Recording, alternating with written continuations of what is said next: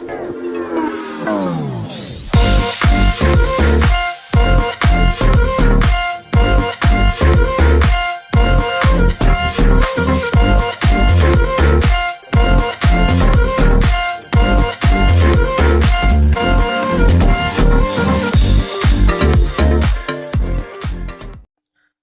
sejahtera Malaysia. Terdapat banyak persoalan, terdapat banyak ulasan yang berlaku kebelakangan ini setelah Muhyiddin Yassin yang dipanggil oleh SPRM di Ibu Pejabat SPRM di Putrajaya. Persoalan ataupun satu pertanyaan kabar angin yang sangat banyak dipersoalkan, di komen di dalam Facebook, YouTube, dan di media sosial. Ada yang tanya, bila Muhyiddin Yassin nak letak jawatan? Sebabkan beliau telah kantoi. Jadi banyak komen yang saya dapat lihat di media sosial, di dalam Facebook, di dalam YouTube, yang berkata, adakah Muhyiddin Yassin akan meletakkan jawatan? Dan relevankah Muhyiddin Yassin untuk meletakkan jawatan? Disebabkan beliau hari ini telah berhadapan dengan 4 tuduhan rasuah, RM 232.5 juta, dan juga pengubahan wang haram RM 195 juta. Pertanyaan demi pertanyaan yang kata adakah Muhyiddin Yassin akan meletakkan jawatan, itu persoalan yang pertama.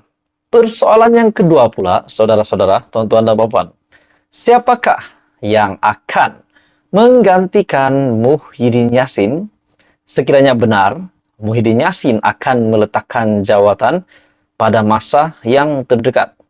Seperti yang kita tahu, tuan-tuan dan puan-puan, Wan Saiful Wanjan yang akhirnya didakwa, yang dituduh, akhirnya beliau pun meletakkan jawatan. Dan Muhyiddin Yassin sendiri mengaku, beliau sebagai Presiden Bersatu mengaku itu adalah tindakan terbaik daripada Wan Saiful untuk parti.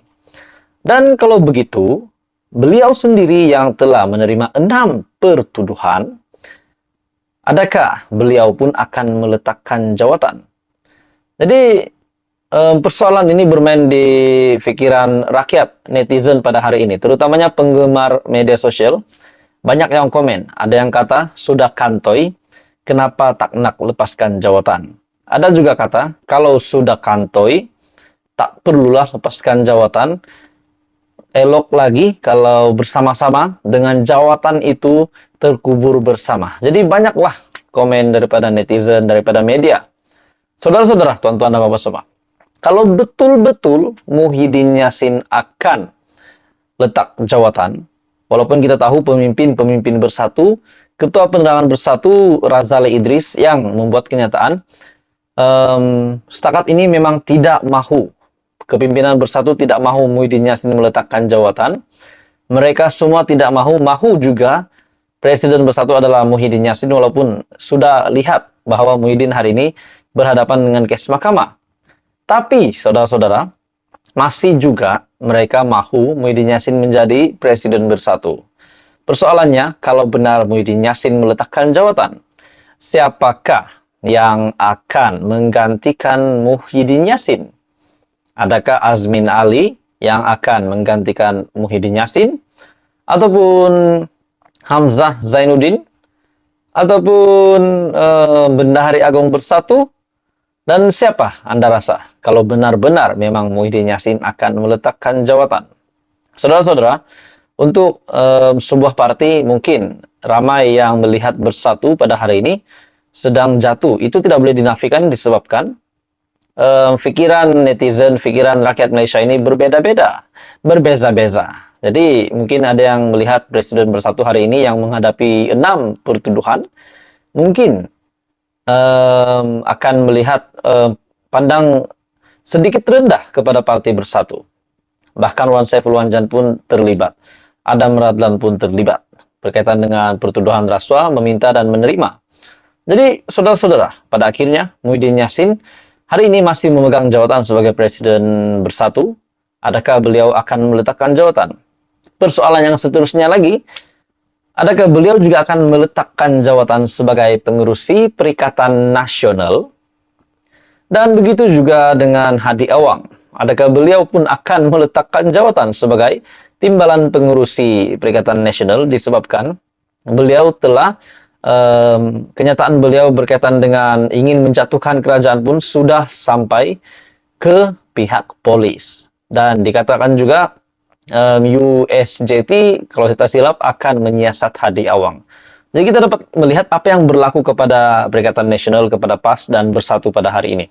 Bahkan Hadi Awang sendiri pun yang tidak akur dengan titah Sultan Trengganu dan juga Maidam yang tidak mahu ada mana-mana ahli politik untuk berceramah di mana-mana masjid, surau di Trengganu, tetapi Hadi Awang tetap melakukannya.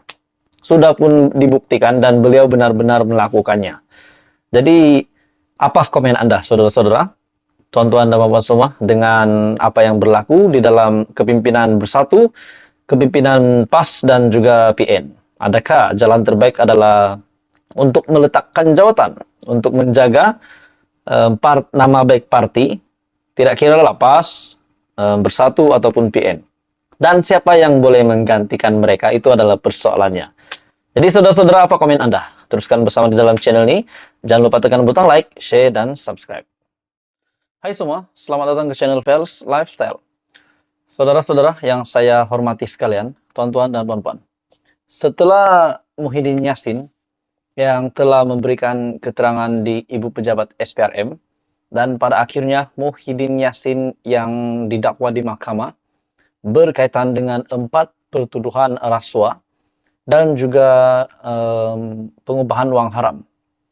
Jadi terdapat 6 pertuduhan yang dihadapi oleh Muhyiddin Yassin, yang diterima oleh Muhyiddin Yassin berkaitan dengan rasuah RM 232,5 juta dan juga RM 195 juta pengubahan uang haram. Saudara-saudara, terdapat satu artikel ataupun seorang pemimpin yang bersuara di mana beliau adalah bekas Menteri Keuangan, bukan Tengku Zafrul, namun Menteri Keuangan semasa era Pakatan Harapan terdahulu menjadi Perdana Menteri, yaitu Lim Guan Eng.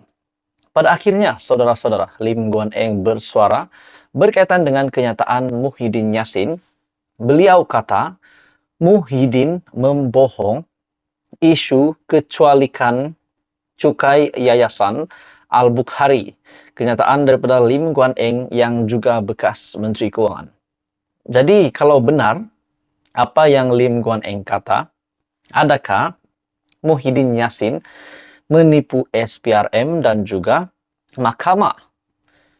Setelah Lim Guan Eng yang mengeluarkan kenyataan bahwa Muhyiddin membohong, Lim Guan Eng mendakwa pengurusi Perikatan Nasional PN, Tan Sri Muhyiddin Yassin berbohong apabila mengaitkannya dengan keputusan semasa beliau menjadi Menteri Keuangan. Adakah dengan ini Lim Guan Eng yang menyatakan bahwa Muhyiddin Yassin membohong, adakah Lim Guan Eng tiba-tiba pula akan mengenakan tindakan undang-undang terhadap bekas Perdana Menteri itu yang sedang berhadapan dengan kes mahkamah? Pengurusi DAP itu dalam reaksinya menafikan keluar sebarang arahan spesifik untuk membatalkan pengecualian cukai yang diberikan oleh Kerajaan Barisan Nasional kepada Yayasan Al-Bukhari yang dinaungi Tan Sri Syed Mokhtar Al-Bukhari. Ini tidak benar dan tidak tepat.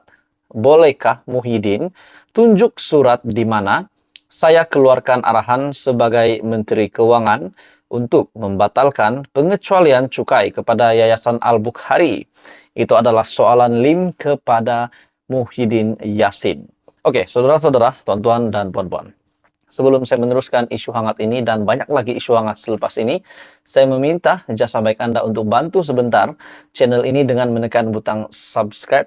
Anda dipersilakan untuk like dan share video ini. Menurut Lim Guan Eng, sekiranya Muhyiddin gagal untuk menunjukkan surat yang menunjukkan Lim Guan Eng sebagai Menteri Keuangan, arahan sebagai Menteri Keuangan untuk membatalkan pengecualian cukai kepada Yayasan Al-Bukhari, sekiranya Muhyiddin gagal berbuat demikian, saya akan mendapatkan nasihat undang-undang terhadap pembohongan Muhyiddin yang berniat jahat ke atas saya. memandangkan ia juga membabitkan tuduhan rasuah yang akan dibicarakan di mahkamah kelak.